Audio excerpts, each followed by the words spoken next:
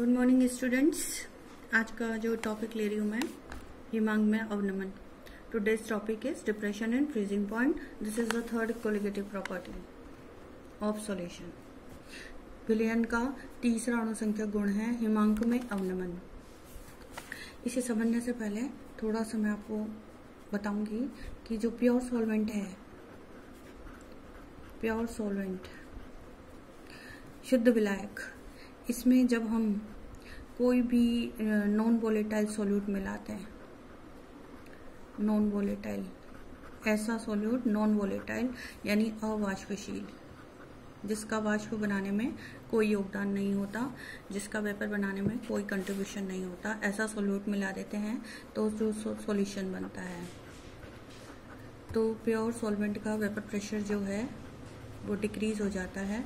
Decrease होने का कारण मैंने बताया था कि कुछ शुगर मॉलिक्यूल्स यदि वाटर में ऐड किए जाएं तो some water molecules, some places of water molecules are taken up by sugar molecules, so it decreases vapour pressure. ये मैं बिफोर लेक्चर में समझा चुकी हूँ कि वाष्पदाब में अवनमन कैसे होता है। वेपर प्रेशर डिक्रीज होने के कारण बॉइलिंग पॉइंट जो है वो इंक्रीज हो जाता है, उसका क्वथनांक बढ़ जाता है। और यदि फ्रीजिंग पॉइंट की बात करें तो फ्रीजिंग पॉइंट डिक्रीज हो जाता है। और आज हमें यही टॉपिक पढ़ना है, फ्रीजिंग पॉइंट डिक्रीज क्यों हो जाता है वेपर प्रेशर डिक्रीज होने के साथ साथ, वो देर में क्यों जमता है कुछ भी है। जैसे अब मैं एक एग्जांपल ले रही हूँ, एग्जांपल से आपको इस चीज़ को समझा रही हूँ मैं। जैसे सपोज करो वाटर है, आपको पता है वाटर कितने डिग्री पे जमता है, it freezes at 0 degree centigrade, correct. लेकिन अब मैंने वही वाटर में यानी सॉल्वेंट में एक ऐसा नॉन वोलेटाइल सॉल्यूट मिला दिया, अवाष्पशील विलय मिला दिया। इस विलायक में जल एक विलायक है और इसमें एक अवाष्पशील विलय मिला दिया, जैसे कि शुगर को मिला दिया। When sugar is added in water then it's freezing point decreases. इसका जो फ्रीजिंग पॉइंट है, जो शुगर सॉल्यूशन शुगर वाटर बना है, शुगर वाटर, इसे मिक्स करने से शुगर वाटर बना, तो शुगर वाटर का यदि हम उसका जब डिग्री सेंटीग्रेड देखा गया तो वो कितने पर फ्रीज हुआ, -21 डिग्री सेंटीग्रेड। और जब इसी वाटर में यानी कि सॉल्वेंट में, विलायक में इथाइलिन ग्लाइकोल मिक्स किया गया, इथाइलिन ग्लाइकोल, ये पहले भी मैं क्वेश्चन करा चुकी हूँ, इथाइलिन ग्लाइकोल मिक्स किया गया तो वो -45 डिग्री सेंटीग्रेड पर जमा, it freezes at -45 degree centigrade.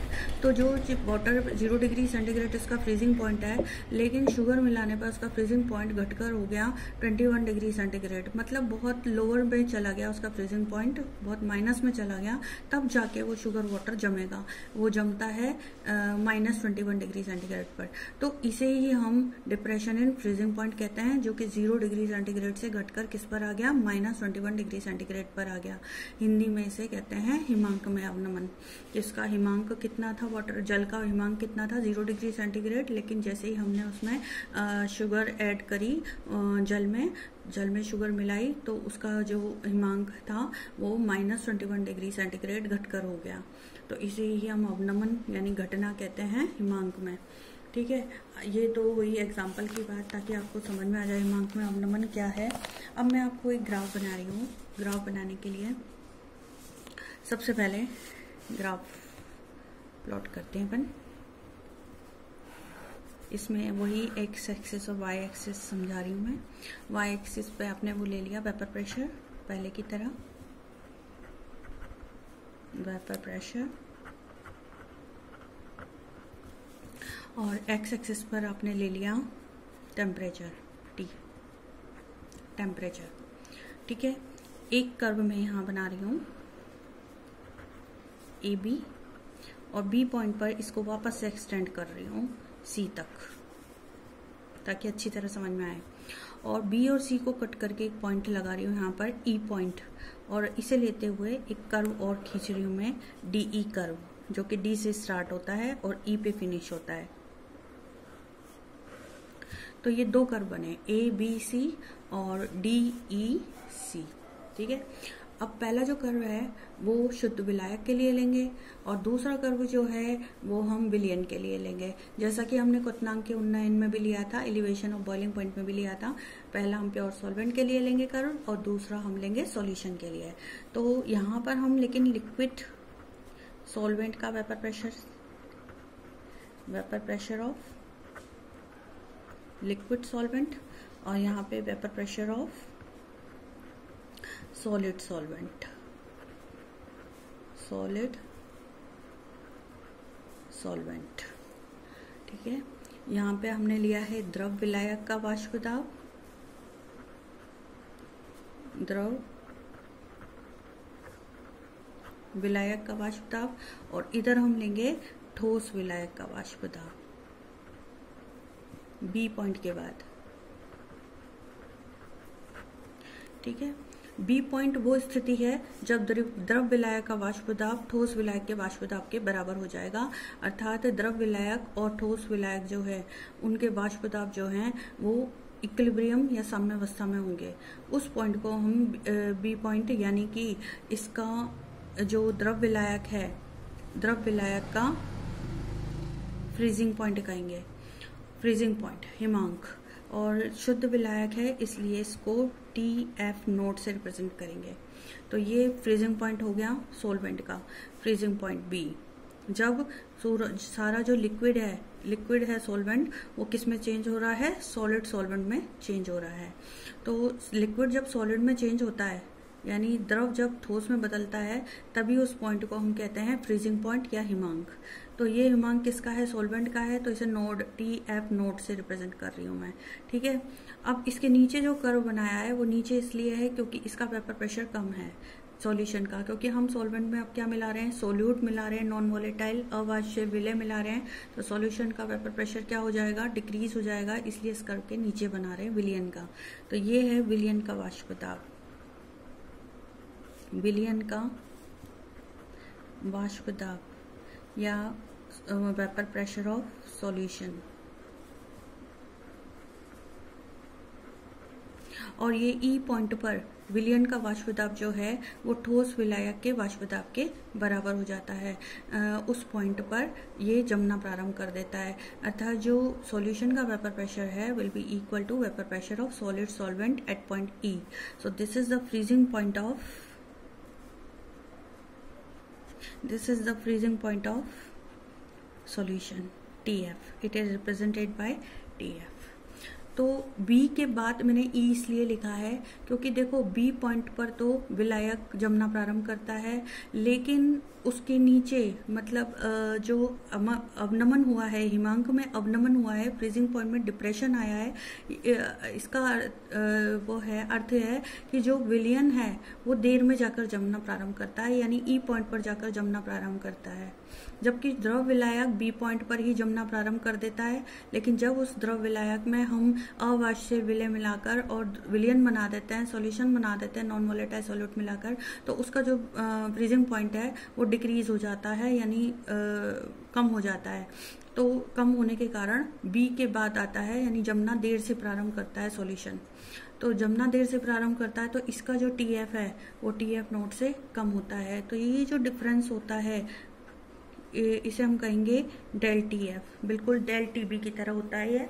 तो डेल TF जैसे कि आप देख रहे हो कि TF node is greater than TF, तो यहाँ पे T node F minus TF लेंगे, करेक्ट। अब इस डेरिवेशन को मैं थोड़ा शॉर्ट कर रही हूँ, एलिवेशन ऑफ बॉइलिंग पॉइंट में भी आप इसको यूज कर सकते हो, और आप चाहो तो जो मैंने एलिवेशन ऑफ बॉइलिंग पॉइंट का जो डेरिवेशन कराया था उसकी जगह आप डिप्रेशन इन फ्रीजिंग पॉइंट का जो डेरिवेशन है वो सेम कर सकते हो, बस जहाँ पर आपने TF लिखा है, TB लिखा था वहाँ TF लिखना है, जहाँ T नोड F डेरिवेशन में लिखा था वहाँ पर आपको T नोड B लिखना है, मतलब एलिवेशन ऑफ बॉइलिंग पॉइंट में, और जहाँ फ्रीजिंग पॉइंट में आपने डेल TF लिखा है एलिवेशन ऑफ बॉइलिंग पॉइंट में, वहां पर वो डेल TB है। तो बाकी सारा जो डेरिवेशन है वो बिल्कुल वैसा ही हो जाएगा एलिवेशन ऑफ बॉइलिंग पॉइंट की तरह। तो लेकिन मैं एक शॉर्ट भी बता रही हूँ आपको डेरिवेशन, जो आप वहां भी यूज कर सकते हो और यहाँ भी यूज कर सकते हो। तो RBSc CBSE में हम ये वाला छोटा सा डेरिवेशन भी यूज कर सकते हैं जो मैं करा रही हूँ, ठीक है। इसे आप एलिवेशन ऑफ बॉइलिंग पॉइंट में भी यूज कर सकते हो, ठीक है। ये आपकी विश है कि टाइम जितना होगा आप उतना कर लेना। तो जैसे TF है तो मैंने पहले वेपर प्रेशर से चले थे अपन वहां पर, लेकिन यहाँ पे अपन डायरेक्ट मेथड है ये कि del TF is directly proportional to small m, क्योंकि हमें पता है कि फ्रीजिंग पॉइंट में जो डिप्रेशन हुआ है वो वेपर प्रेशर में डिप्रेशन की वजह से हुआ है, और वेपर प्रेशर और फ्रीजिंग पॉइंट दोनों ही कॉलिगेटिव प्रॉपर्टीज हैं जो कि सोल्यूट के नंबर ऑफ पार्टिकल्स पर डिपेंड करती हैं, जितने विलयन में जो भी विलय के कणों की संख्या है उस पर निर्भर करती है। तो विलय के कणों की संख्या हम जो विलयन में निकाल रहे हैं वो मोललता कहलाती है। तो जो जितना भी हिमांक में जितना भी अवनमन हुआ यानी डिप्रेशन इन फ्रीजिंग पॉइंट हुआ is directly proportional to molality of the solution, molality of solution के बराबर। तो इसको हम अनुक्रमानुपाती कर सकते हैं मोललता के। ठीक है, तो अब कुछ भी नहीं है इस डेरिवेशन में। डेल टी एफ प्रोपोर्शनल का साइन हटा दो, एक वो आ जाएगा, साइन आ जाएगा आपका कांस्टेंट का के एफ, वहाँ पे फ्रीजिंग पॉइंट कांस्टेंट है और इस इनटू स्मॉल है। यहाँ पे के एफ जो है उसे कहते हैं हम फ्रीजिंग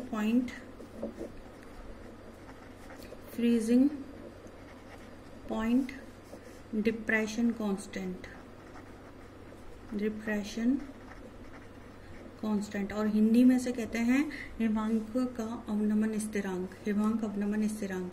ठीक है, small M we know that small M क्या होता है, W B upon M B into 1000 upon W है। ये हमारा फॉर्मूला है जो कि हमने 11th में भी करा था कि weight of solute upon molecular weight of solute, और डब्ल्यू ए क्या है हमारा, वेट ऑफ सॉल्वेंट।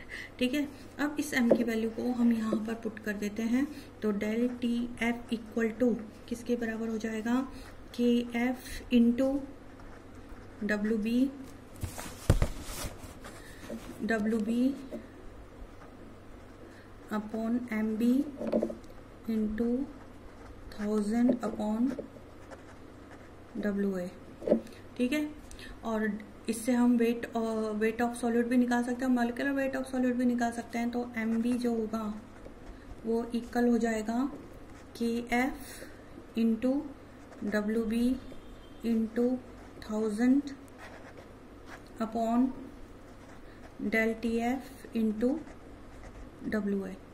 वीडियो को पॉज करके और ये थोड़ा सा समझ लेना, कैलकुलेशन जो भी है डेरिवेशन उसको समझ लेना। ये हो गया आपका एमबी। देखो कितना शॉर्ट डेरिवेशन कराया है मैंने इसमें। ये डेरिवेशन आप एलिवेशन ऑफ बॉइलिंग पॉइंट में भी यूज कर सकते हैं। बस वहाँ पे टी एफ की जगह टी बी कर देना, यहाँ पे टी नॉट एफ की जगह टी नॉट बी कर देना, और यहाँ पे टी एफ की जगह टी बी कर देना बॉइलिंग पॉइंट के केस में। तो यहाँ ये छोटा वाला डेरिवेशन भी आप वहाँ पे यूज कर सकते हो। ठीक है, टाइम देख लेना, आपके पास टाइम ज़्यादा हो वहाँ पर बोर्ड एग्जाम में, तब तो आप वो वाला जो डेरिवेशन मैंने लॉन्ग डेरिवेशन कराया था वो करना, और यदि टाइम कम हो तो आप ये वाला यूज़ कर लेना, ये भी करेक्ट है। ठीक है, अब एक क्वेश्चन कर लेते हैं अपन, इस पर न्यूमेरिकल कर लेते हैं, जल्दी से देख लेते हैं न्यूमेरिकल छोटा सा। देखो एक क्वेश्चन है, ये थोड़ा सा मैंने स्टार्ट किया था, यहाँ पे ये क्वेश्चन है 45 gram of C2H6O2 ethylene glycol इस मिक्स्ड विद, ये कितने से मिक्स है, इस mixed with 600 gram of water.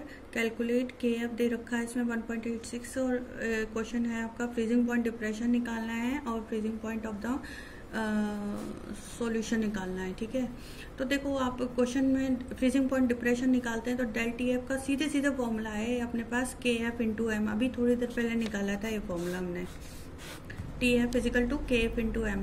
अब एम मोलेलिटी इसमें नहीं दे रखी ना, तो मोलेलिटी निकालनी है हमको, एम निकालनी है और उसकी वैल्यू को यहाँ पुट कर देना है बस। और के एफ दे ही रखा है यहाँ पे, फ्रीजिंग पॉइंट कांस्टेंट हमें depression of freezing point constant दे रखा है 1.86, तो ये रख ही देंगे हम के एफ की जगह। एम की वैल्यू हम निकाल लेते हैं इस फॉर्मूले से। तो डब्ल्यू बी हमारा क्या दे रखा है, देखो डब्ल्यू बी है वेट ऑफ सॉल्यूट। क्वेश्चन में देखो वेट ऑफ सॉल्यूट हमारा इथिलीन ग्लाइकोल है और वाटर हमारा सॉल्वेंट है। तो इथिलीन ग्लाइकोल का वेट कितना दे रखा है, 45। ठीक है, तो डब्ल्यू बी हमें कितना दे रखा है, 45। इसका हम एम बी निकाल लेते हैं तो 62 आता है। ठीक है, और वेट ऑफ सॉल्वेंट हमें कितना दे रखा है, 600 ग्राम, और इस 600 ग्राम तो 1000 अपॉन 600। तो आप जब वैल्यू निकालोगे तो इसका आंसर लगभग आ जाएगा 1.2 मोल किलोग्राम इनवर्स। इतना आंसर आ जाएगा। ठीक है, अब इस वैल्यू को यहाँ रख देते हैं। तो del T F is equal to K F आपने दे रखा है 1.86। सीबीएसई में ये लर्न करने होते हैं, आरबीएसई में ये क्वेश्चन में आपको दिया होगा। ठीक है, तो 1.86 इंटू 1.2 मल्टीप्लाई कर देंगे तो हमारा आंसर लगभग आ जाएगा 2.2, अप्रोक्सीमेट ये आ जाएगा 2.2 केल्विन में। तो एक आंसर तो हमारा निकल गया ए वाला। अब बी हमें निकालना है the freezing point of the solution. Freezing point निकालना है सॉल्यूशन का, तो बहुत इजी है। फ्रीजिंग पॉइंट देखो, वाटर जो फ्रीज होता है तो कितने पे फ्रीज होता है, 273.15 केल्विन पर फ्रीज होता है। ठीक है, अब इसमें से हम डिप्रेशन निकाल रहे हैं, तो इसका डेल टी एफ कितना आया है 2.2, तो माइनस हम कर देंगे 2.2 केल्विन, इसमें से माइनस कर देंगे।